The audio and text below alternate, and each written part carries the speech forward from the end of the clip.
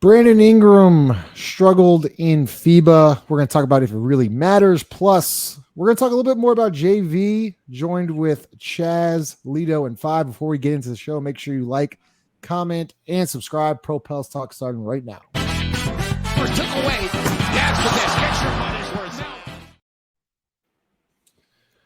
All right, let's get right into it. So we'll start with Five. First off, happy Sunday. Who dat? Big Saints win over the Tennessee Titans. But Five, let's get right into it. Why do you think, and we'll go Five, Chaz, and Lita, why do you think Brandon Ingram struggled in FIBA? When you really think about it, like a wing as in Brandon's caliber always struggles in Steve Kerr's offense. Like that's the thing that I think about is Harrison Barnes kind of had to find his way. Other guys have had to kind of find their way. Kuminga's having a hard time right now trying to find his way. The only one that really never struggled was Kevin Durant. So not to say Brandon is like, I don't think he's even close to that. So, and that's no knock on him. Like this is Kevin Durant that we're talking about in comparison. It's a ball dominant system. And then you got guys like Ant and Jalen Brunson that dribble the ball a lot. Like when they're Steph, that's what makes Steve Kerr's offense look, great, right? Because they have a lot of guys that like to move the ball, these Andre Iguodala types, these Klay Thompsons that don't need the ball in their hands to score. Like these guys make that system look playable. But in all actuality, you have to have the skill set that demands it. And this group of guys just don't. Yeah. Chaz, I'm interested in your thoughts on this because, you've been talking about a lot about it. And why do you think it's more like, because I kind of tend to agree with Five's point of, I didn't necessarily like Brunson and Edwards, but why do you think he struggled, especially with the first group? And then in the second group, he was okay, but he wasn't Brandon that we're used to seeing. I think it has something to do with the system. And I also think that, I think, and you see this now a little bit more than you saw it in the past. I think a lot of the selections we saw for this team, especially, was based on name recognition versus actual skills that's applicable to what they're trying to do. Because if you watch Brandon Ingram, you had to know he couldn't play no mellow role. Like, you know what I'm saying? He just couldn't do. Or he had if he was capable, he had a refusal to like. I'm open. I got the ball. Need to shoot this motherfucker. Like it was always. Chaz, can you explain the mellow role just a little bit, just so we can understand? Like Melo was basically kind of a stretch forward. Didn't do a lot of on-ball duties. Kind of just played along the wings, catch and shoot guy. He really because Melo was a long two guy as well. So with that 3-point line being moved up, Melo was just dominating. Like for a couple USA team series, to the point that it was like, it's 3 of them? Yeah, to the point it was like, we got 3 gold medals. Yeah, it was to the point that was like, we wanted FIBA Melo in the NBA. Like it got to that point. There's not no playoff P type shit. This is real. That was fake. That was fugazi. But I also think, and this is probably as positive as I'm going to be about Brandon doing this broadcast. I think he chose to do the right thing at the wrong time. I think he chose to buy into the system and be the team first guy when he probably should have kind of bucked the system a little bit, like you saw Ant do, like you saw Jalen Brunson do, and kind of have a more of I'm going to get mine mentality, because you can't be the guy trying to hey, I'm just going to be the Boy Scout here when everybody else just like, nah, we throwing haymakers. Like I'm not like we just doing what we want around here. So I think he kind of fell too much into the system where normally you would see him buck the system a bit. Interesting. Lido, go ahead, because I think Chaz brings up a good point, because Anthony Edwards, you felt like just Anthony Edwards, like, screw this, I'm going to be the guy. And you just never really kind of saw that from Brandon. And like, that's what we've been wanting to see. But Lido, what did you think of his performance and why he struggled? I think Chaz had I think that's a good point. I tweeted this the other day. I looked at the roster, and basically what Chaz just said, we were told Brandon was supposed to come in and assume the Melo role. And that's fine. But as I looked at the roster, mainly everybody except two guys really had to alternate their game. And there was a bunch of quotes about Kobe Bryant and, there's no Kobe's on this team. But I want to say this, and I tweeted this. While there may have not been any Kobe's on that team, Kobe came into that team and he said, okay, I see what's going on. You got all these talented offensive guys. I'm going to set the tone on the defensive guys. Right? You got Brian coming in who said, Brian could get a bucket whenever Brian wanted to get a bucket, especially internationally. Like, ain't nobody athletically was in, during his prime, nobody was stopping him. Brian said, you know what? I'm going to just get everybody involved. I'm going to make sure everybody comfortable. D Wade was coming off the bench. So what I'm saying, and when I bring that point up, when I say that, I'm saying it seems like on this team, everybody was making a sacrifice except maybe Brunson and Ant. And I understand Ant is the best player on the team. And to Chaz's point, if Brandon is listening, if Brandon bought in, right, and he assumed his role or was trying to assume his role, but others did not, it's an imbalance. And to be honest, like, I think it's a problem on a larger scale as far as like moving forward with it. You can't move forward with that shit. This FIBA team ain't no move. Like, I looked at the roster and I really didn't think what happened. I thought what happened. It was no Brandon.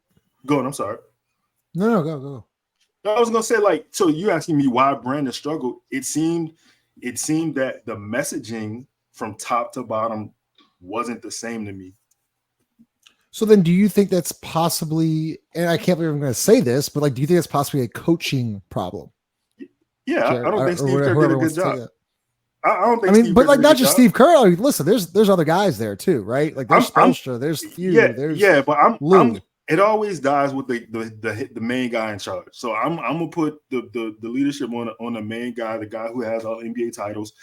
And the 5 point, he typically has seemed to struggle with wings in his tenure being a head coach, other than Kevin Durant. You look at Wiggs. Wiggs had to come into that team, and he had to be the defensive guy on the perimeter. He had to assume. Wiggs, Harrison Barnes. I mean, there's a slew of guys that have struggled in that offense. It just doesn't work for them. It doesn't benefit them, and they have to change the game. To be honest, to Justin's question is, I think Brandon was set up for failure. Like, I don't really see if you looked at Brandon's game and you thought like he can assume like the Melo role, like you're fooling yourself. Like, it just didn't. He's not that type of shooter. Like, he's not. I think he's a good scorer, but I don't think he's that type of shooter, right? Melo had the ability to, stretch the floor, and then do you see Brandon being a stretch 3 or stretch 4 at the end of his career?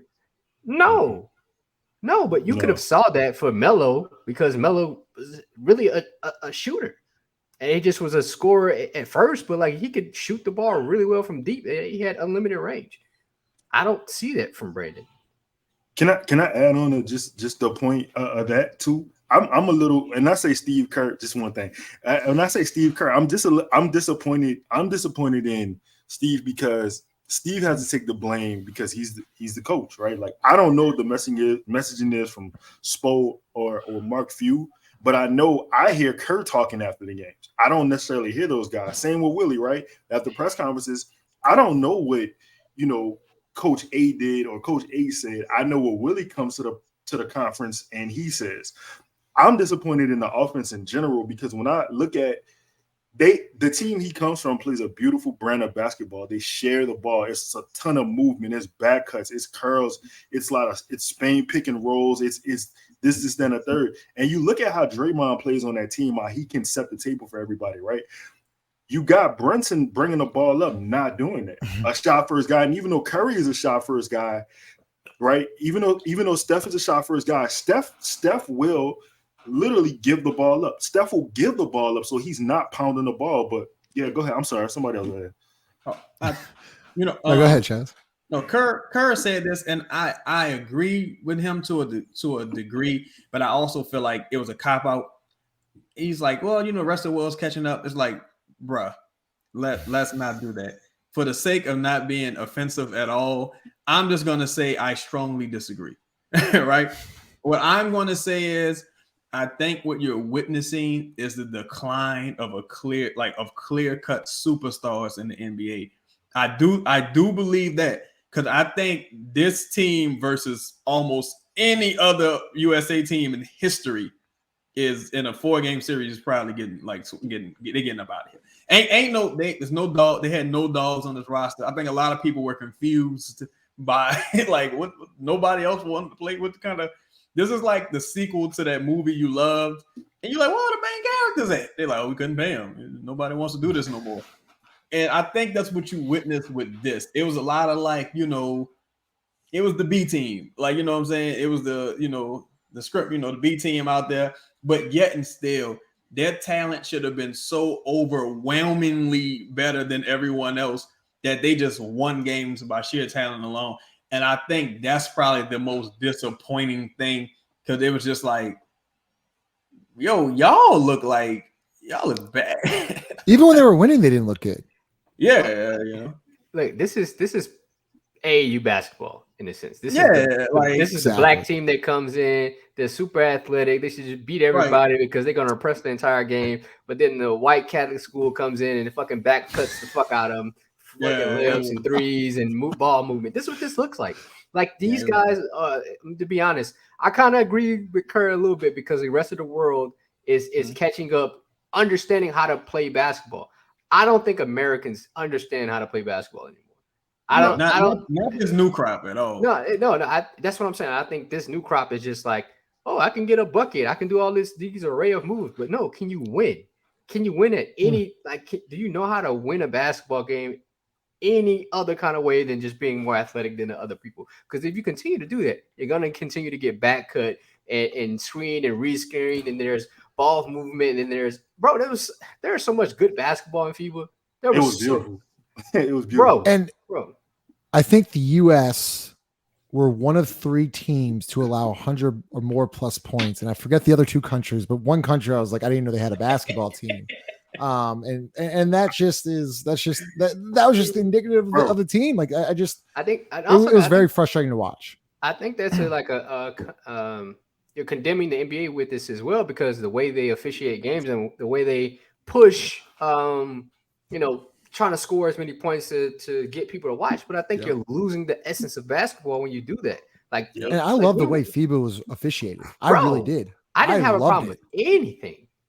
You never talked about the refs. Every night in the NBA, we talk about the refs. Every single night. It does not matter, right? In FIBA, I didn't think the refs were a problem.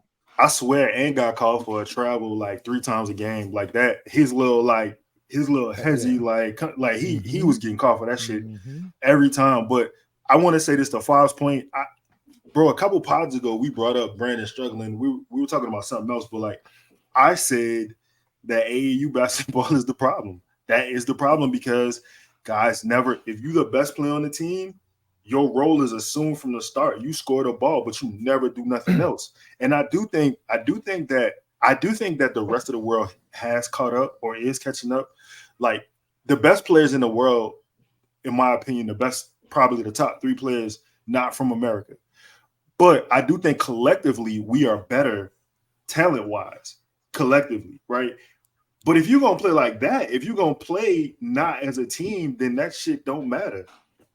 Right. And I think the main problem with AAU basketball is the kids need to play AAU basketball in order to get exposure, right, to get to the next level. So to Chaz's point, right, Anthony Edwards, well, if I'm going to play AAU, I need to show what I can do. Fuck everybody else. I'm going to go score 30.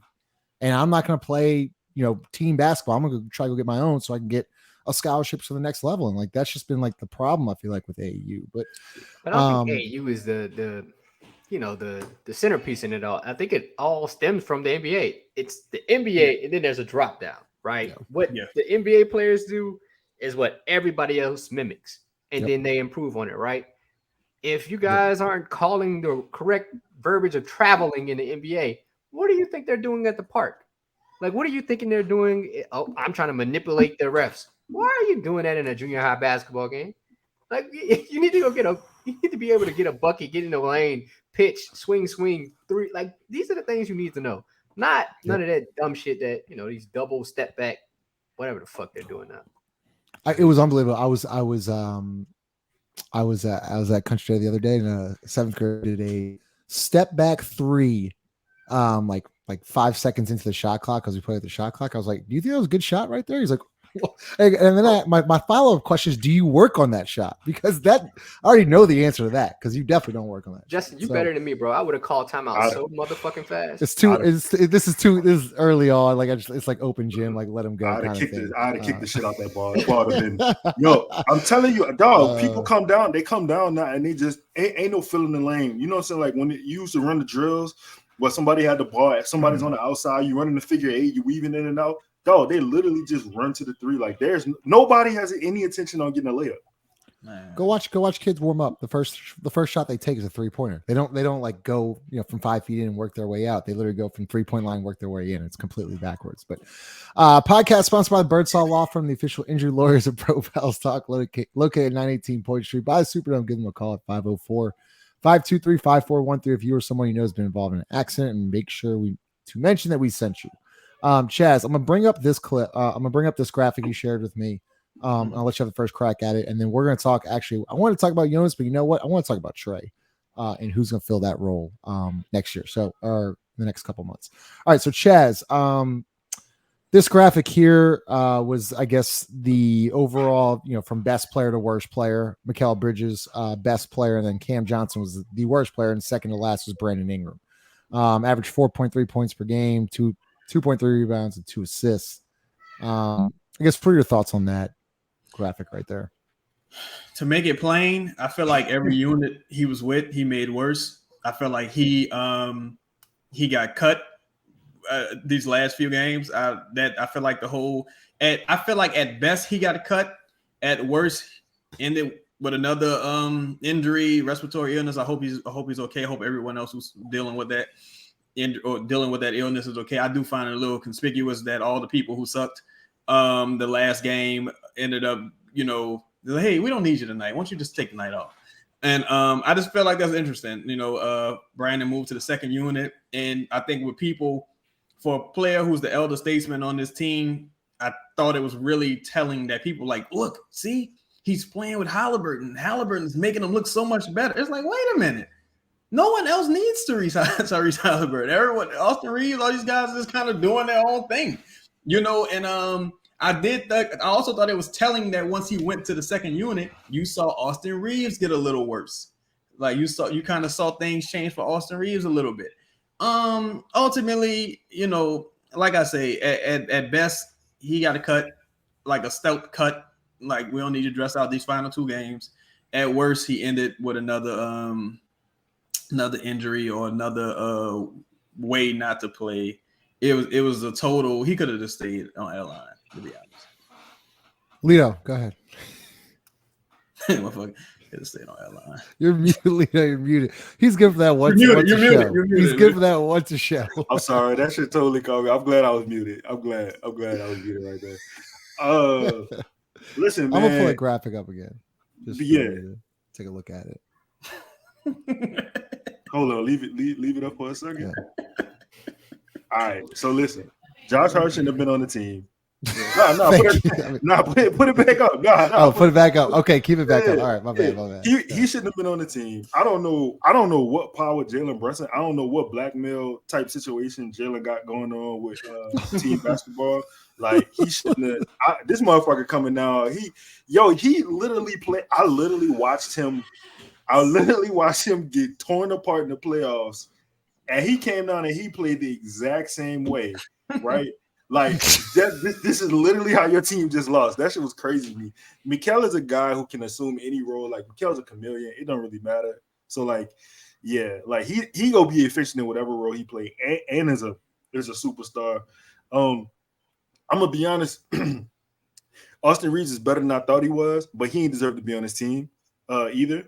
Walker Kessler should have played more. Hey, wait, can you stay on Austin Reeves for a second, please? Because he got it completely exposed in that game to go the championship. What? Does that look to me 5? Are you muted too? You're muted too. Yeah, boy. Wait, yeah. You talking about, can you do what to who? I don't know. Hey, listen. Go ahead, Bob. Go ahead. Like talk about Reeves, man. A lot of these guys, I would have liked to see Trey Young on this team. I would have liked to see He got screwed, bro. yeah, for sure. Like, For yeah, sure. it was messed up, bro. What's your man for Denver? Michael Porter Jr. I would have liked to see Michael Porter Jr. on this team. Like these, not to say that they're not like superstars. Those are like the lower grade. That I think this is more like a C team than a B team. To be honest, I think it's more of a C team. Like those guys, and you would have surrounded them with other talented people. I mean, Mikal Bridges would definitely been in that group. And I think that would have been a better outlook of what Austin Reeves. Come on, like I get it, bro. He's a third option on the Lakers now, bro. He just benefits from playing with LeBron. I'm not saying he's a bad basketball player, but to say that he deserved to be on this team, like, come on now, bro. What are we doing? I told Lito, I go, Josh Hart's on this team. Like no disrespect to Josh, but I mean, this is what we're like. Fuck it. If you feel disrespected, like you just feel disrespected. I'm just saying, like you ain't good enough to be there. That's just a fact. To Five's point, though, like you say, Michael Porter Jr., that dude's an elite role player. Like Michael Porter Jr. is great at his role, and that's why they were champions. I mean, Michael Porter Jr. He understands his role. He could average 25. He could play the mellow easily. Him in the mellow role would have been crazy. Yeah, that would have been. Exactly. Like, but do you think these invites were sent out and they just declined it, or do they not like? Did they not target Michael Porter Jr.? Or I mean, he's Trey Young's partner. My bad, Lito. No, you good. I was just gonna say it's no reason, like literally for real, it's no reason Zion should have been on this team either. Like, do you know if he got invited though? No, I don't know. I don't know how the process goes. To be honest, I ain't gonna lie. This roster looked like all these players requested to be on this team. Like most of these guys, if it's not like Ant Edwards or McCall. Oh, why is Bobby Porter? Why is Bobby Porter? Yeah, this like, dog, come on, dog. Yo, honestly, this really looks like a campaign by player agents. And I'm gonna keep it a cool dollar. Even when I first saw Brandon announce on the team, I was like, that got to be some agent work, because I'm trying to see what would justify some of these invitations. Like, again, you're talking about you going from like Damian Lillard to the LeBrons to the Carmelos to what Cam Johnson doing? Like, and the thing is, it's arguable who's like the second best player on his team. The fact that that's like an arguable thing is like, man, we can't take Josh Hart off this team. Who's gonna rebound? Like, I feel like I ain't gonna lie to you. So Cam got a skill where if Cam was actually getting like efficient minutes and he played defense, so I could kind of understand that. But like, dog, you telling me De'Aaron Fox wasn't available? Like Jalen Brunson was the fucking guy you went to? God, Fox would. You couldn't get Jamal Murray. You couldn't get. You said Jamal Murray. He Canadian, right? Yeah. I say, oh. But listen, three things jumped out at me when I looked at like the holistically David Griffin type verbiage. But when I looked at the whole like stat wise, right? So you saw how we lost, bro. We was losing to fucking Montenegro. Where's that at? Like I didn't even know Montenegro had a dog. It was Serbia and Montenegro at one point. They were adjoined as countries. Where Montenegro went, but anyways, Montenegro out-rebounded us, son. We was 7th in the tournament. We was 7th in blocks. We was 12th in rebounds. We was 15 in steals, and we was 9th in free throws. Them first three, you could get by on the free throws, but them first three, you not gonna win shit in that stuff. You literally watch Jonas Valanciunas destroy us. The same guy that people want to get rid of, this motherfucker destroyed us. This motherfucker had the defensive player of the year. I talk about the most overrated defensive player of the year. This dude, he gotta play basketball with his hands in his pockets. He gotta find a way for somebody to put some pockets in his shorts so he could just put his, because he can't. Bro, I don't know what it is about him. He is foul centric. He's gonna foul. He gonna find creative ways to foul. That motherfucker cannot stay in the game. I'm like looking at that shit. It made me appreciate Steven Adams more. Oof. It was bad, wow. bro. Well, that, you know what? That all great points. Let's get next to just all great points. I don't know what else y'all want me to say. 5. I'm starting with you. Trey Murphy's out 10, 12 weeks. Who's got to step up? Not. I don't need anyone to replace him. I'm saying who's got Brandon. Okay. Brandon. I get if you want this money, my man, like you got this is the opportunity to prove it. I mean, this wasn't a good showing, regardless of how things weren't fit for you, Pauls. Like this isn't a good look for you to sneak it up in FIBA, being almost a second first player based on that graphic. You got to step up. You got to start shooting at an elite clip. I mean, 40% from threes on at least 6 attempts, and lead your team to at least 3rd in the West by the time Trey Murphy gets back. Like that needs to be the goal for you. I mean, there's an opportunity for you if you're going to take it, but I understand Zion's health is permitted, but also you got to kind of do your own work. Like relying on Zion to help you out. Hey, Zion got them to the 1 seed without Brandon. Hey, this is all true. So God, I hate what y'all about to make me do. Go ahead, hey, man. Listen. I just want the man to play better.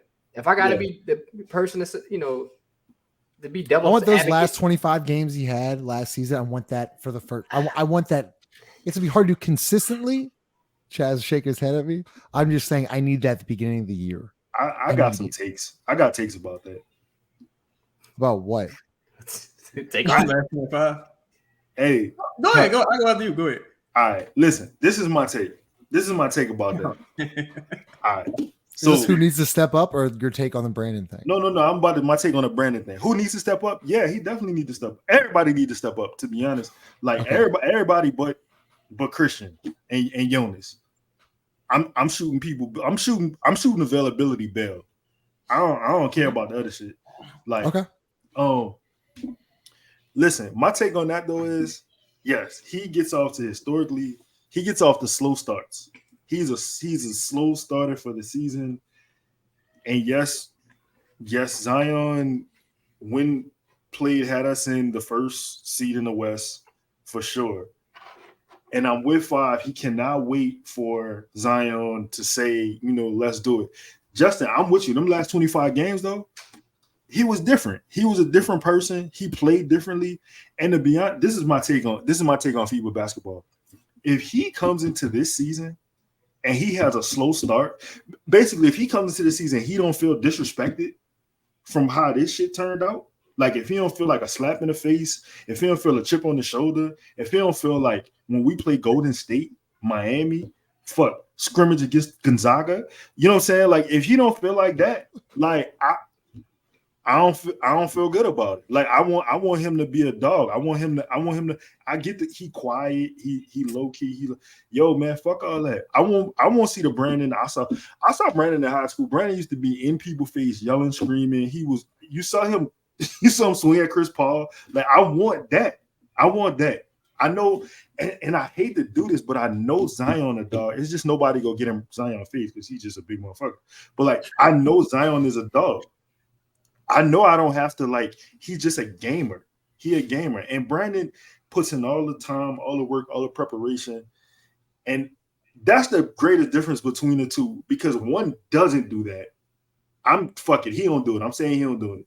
He ain't do it. So one doesn't do that, right? And the other one does. But when one hoops, you get first in the West.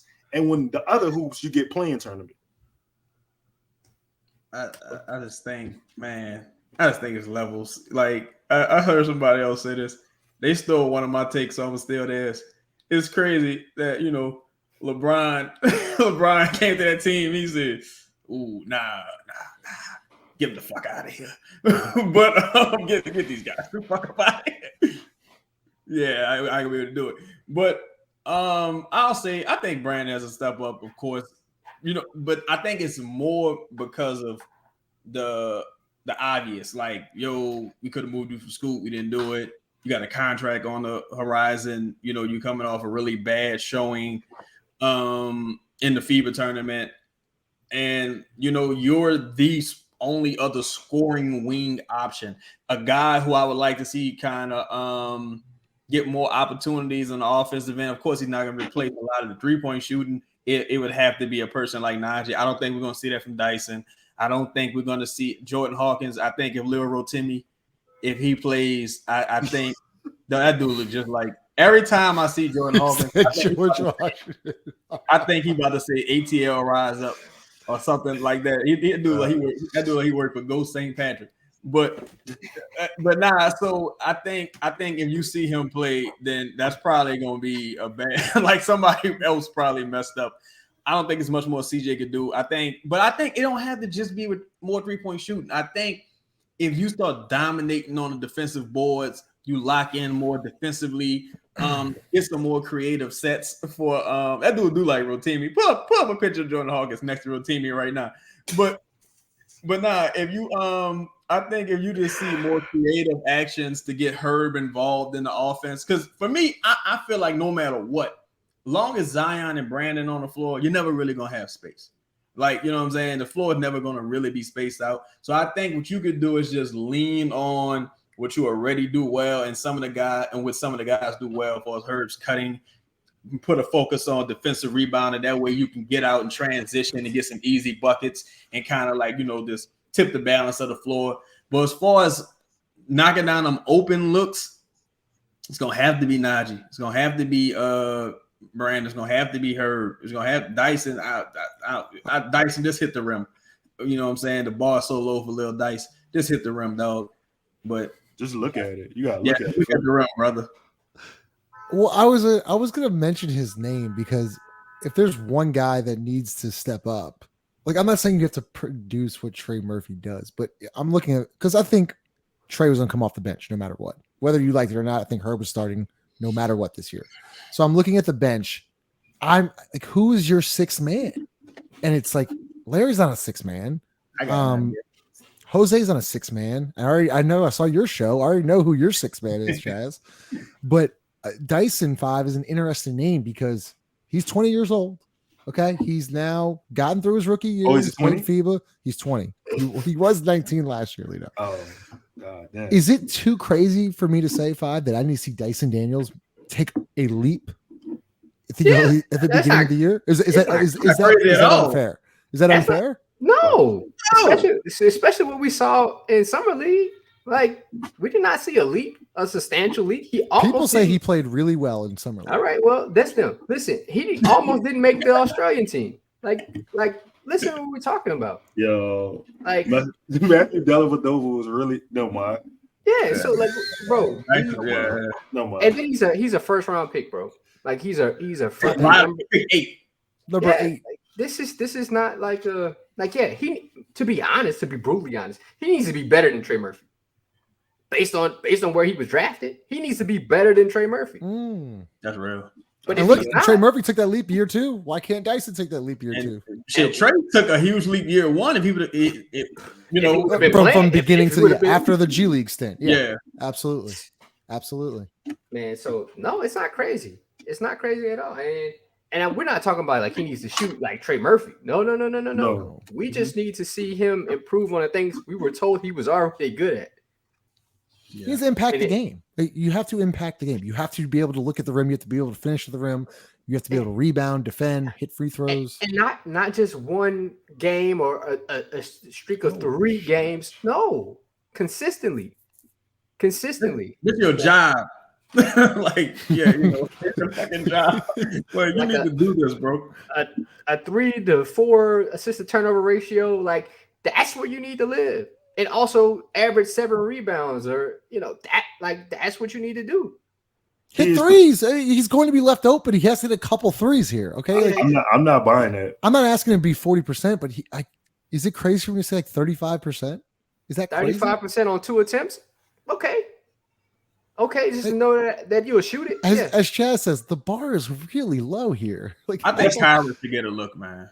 Absolutely. Why wouldn't he? Listen, then you can't play Kyra and Jose in this. Like, you just can't. Oh, that's easy. To me, there's no point of splitting up those minutes. Like, either give it to one or the other. What you mean? Why wouldn't he? You said that like he got minutes last year. Like you said, why would he? Whoa, he played the biggest game of the year last year. He was the 6th man off the bench. Actually, in the biggest game of the year. He was confused. That's still crazy to me. That's one of the craziest coaching moves I've ever seen in my entire life. And they threw him in the biggest game of the year. 4 minutes into the game. That's crazy, bro. That's crazy. Yeah. Thoughts on Dyson and Chaz, whoever wants to go. Thoughts on Dyson? Yeah, step up. Is he a guy that needs to step up? To be honest, I guess, but I don't have.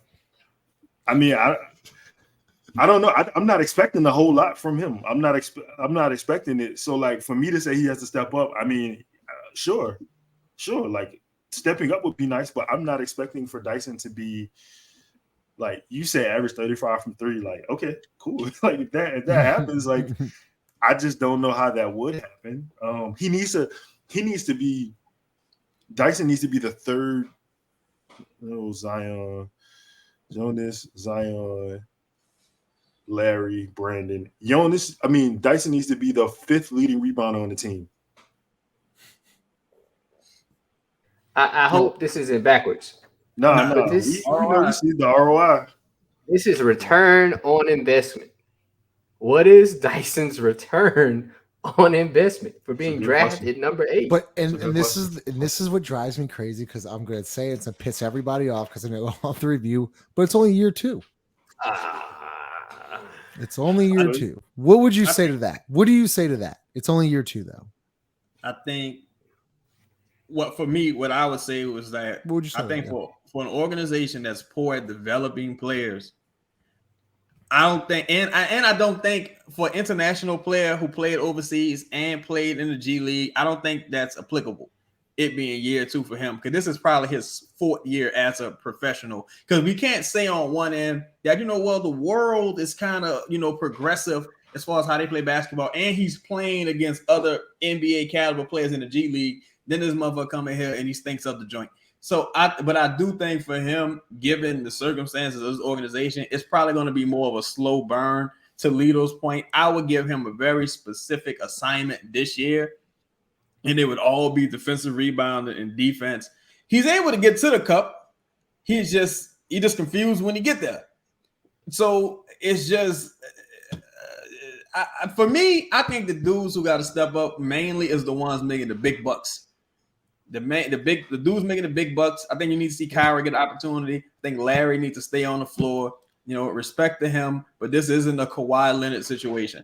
It's like brother, you need to play, my dog. Like Brandon, you need to play. Zion, I give you a little, because you weird shaped dude like RoboCop or something. But you need to play as well, bro. Because Trey Murphy, for as great as he is, shouldn't be the reason we want to lose games. Nope. Can I say one more thing before I get to you, 5? Because y'all bring up, or Chaz brings up a really good point with Kyra. We're looking to trade and shed salary anyways. So let's see what we have here for the first 15, 20 games. And maybe he gets on a run where it's like, wow, this guy's really productive. He's got a lot of speed. He can score. He can assist. He can defend, whatever. And then you can maybe actually get off of him without attaching something to him. I mean, it's a long shot now, but I'm just saying, why not try to showcase that? But go ahead, 5. All right. This is the last thing on Dyson. I just need to be able to see him dribble. That's the most alarming thing. That's the most alarming thing. Is he a guard? Because if he's a guard, that's the issue with me. Like, you can't dribble versus pressure. Like, the book's out on you. People guard you 94 feet, and you try to give up the ball. Like, wait, you're the guard. You don't want the ball in those situations.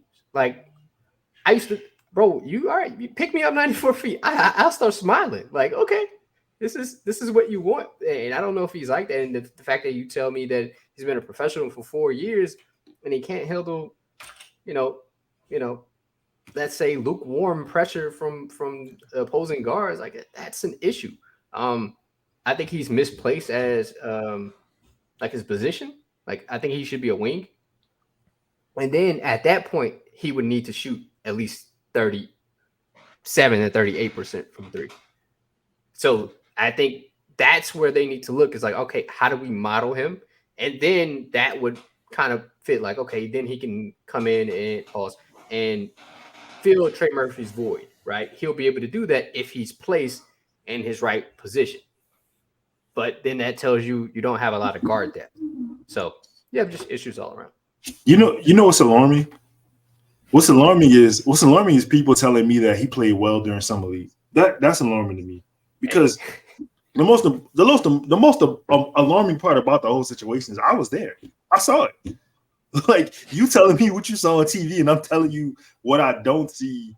Like literally sitting right there. Like, listen, man, we could call it however you want to see it. Bro is a guard, or we were told he was a guard.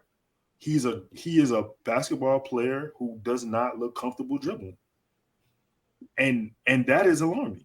Going into year 2 and you still having year 1 issues. But I don't know if y'all understand how basketball go, but if you can't dribble, you can't do anything else on the perimeter. Like you can't play on the perimeter. Yep.